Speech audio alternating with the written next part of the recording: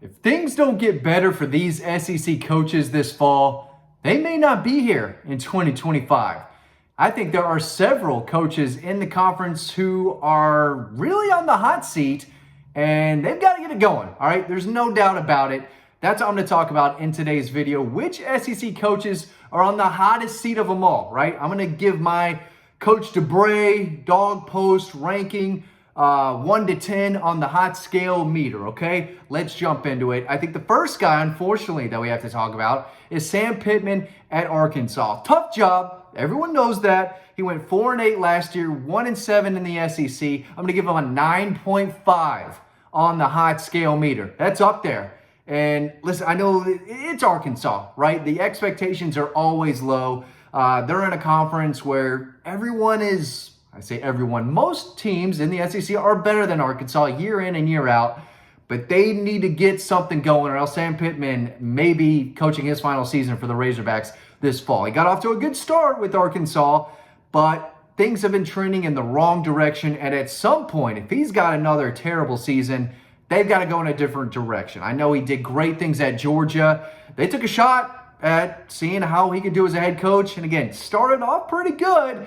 Not going so well right now. Definitely a guy on the hot seat. 9.5 for me. Next guy, got to be Billy Napier for Florida. Listen, I don't think Florida's a bad team. I'm not saying that at all. They've got a returning quarterback. They've got a lot of young pieces on defense. I think they could be better than they were last year, but that schedule is brutal. They went 5-7 last year, which is unacceptable. I don't care who the head coach is down there in Gainesville. They got Texas A&M, Texas, Georgia, LSU, and Ole Miss to end the season on the road. Florida State on the road to end the season, I should have said. And they got Miami to start. If they don't beat Miami, this could turn into a domino effect of loss after loss after loss. I think they're going to have a losing record, not because they're a bad team, but because they may have the toughest schedule in the country. Billy Napier gets a 9.2 on the hot scale from your boy. It's hot, and if they have a really bad season, which is looking like they're going to have, he could be out the door. And they got to do something. They got to do something else down there in Gainesville. Those fans are not used to this. They are begging, praying every night for a winner, for that program to turn around.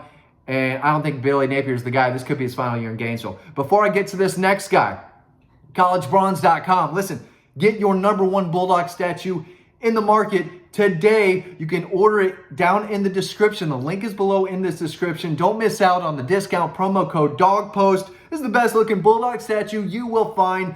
Get yours today so you can get it for the football season. You're not going to find anything better than this bad boy. And again, this is the only way you're going to get a discount on the best looking Georgia Bulldog statue that you're going to find right now on the market. Promo code DAWGPOST, DAWGPOST. Don't forget that. Okay, next guy, Clark Lee, Vanderbilt. 9-27 is his record with the Commodores. 2-10 last year. You kidding me, dude? 9.1. 9.1 on the hot scale. It's Vanderbilt. I know expectations are always low, but goodness gracious, man, if that thing doesn't start getting better, dude's out of here. They got to run him out of town. Sorry, Clark, but we got to do what you got to do, all right? Vanderbilt's got to let you go, big dog. After that, Shane Beamer at South Carolina. It was between Shane Beamer and the next guy I'm going to talk about for this #4 spot, but Shane Beamer's 20-18, 5-7 last year. It's not going to get any easier this year. They've got another brutal schedule. His contract runs through December of 2027, so I don't think he's going to get fired this year. Things could be really bad. I don't think he's going to get fired. They hired him to be their Dabo Swinney. They saw what Clemson did with Dabo, hire a young, energetic guy who can recruit, but it's just not working out. They did play Georgia tough last year, but when you've got Ole Miss and other teams coming and grabbing your best players out of the portal, and the guys who are playing well for you are hitting the portal at the end of the year when they still have time to play in college, they're like, see you later, I'm going on to greener pastures somewhere else, anywhere else. It's not a good look. And I do think that if Shane doesn't have a good year, and listen, the expectations are low. I got a South Carolina buddy. He has no idea what to expect. He expects several losses because the schedule's so tough. But this time next year, we could be talking about Shane Beamer being firmly on that hot seat. I think it's a 7.7 right now. It could be in the high 8s, low 9s next year if things don't start to go better. Next is Brian Kelly at LSU. Yes, he went 10-3 last year, 6-2. He had a Heisman Trophy winning quarterback, Jaden Daniels, but he's not there anymore. They lost a lot of talent. I still think they'll be pretty good. They did win the West his first year, so it's not like things are going terrible. But they brought him in to compete for championships. And this year, they got an opportunity to have a really good season. The schedule, they couldn't ask for much better. They got Southern Cal and Vegas, at South Carolina. That should be a win. They got Ole Miss at home, at A&M with their brand new head coach. They got Alabama at home, Florida, Vandy, and Oklahoma is at home. Are you kidding me? High expectations for Brian Kelly and LSU. If they don't have a really good year and make the college football playoff, that I don't know if you heard me with the mouse sound. That's me turning up the hot seat meter. Right now it's a 7.5 because they brought him in to win big. They haven't won big yet, but there's still time, right? But he's got to get it going. I think this is a really big year, important year for Brian Kelly. Now everyone else, it's hard to put anyone else on the hot seat, really.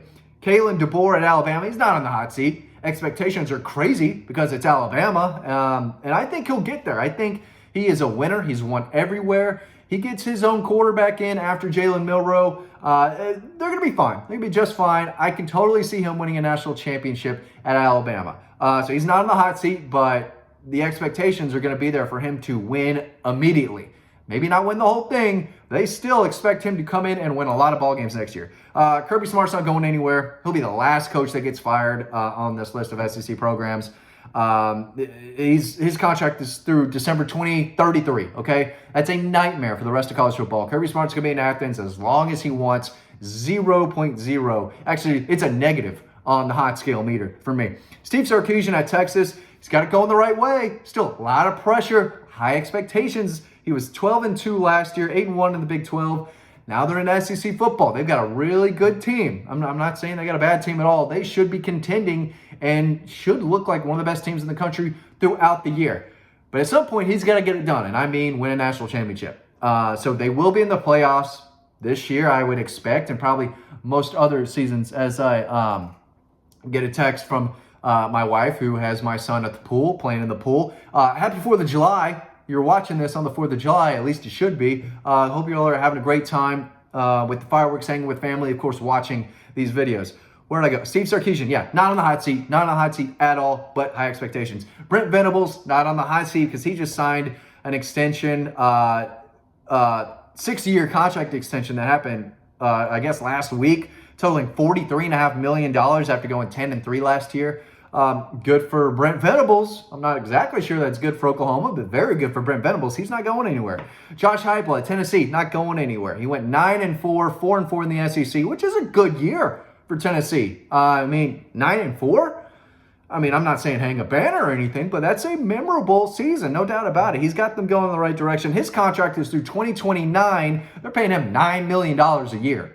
So he's not going anywhere. They think he's the guy. I think he knows what he's doing.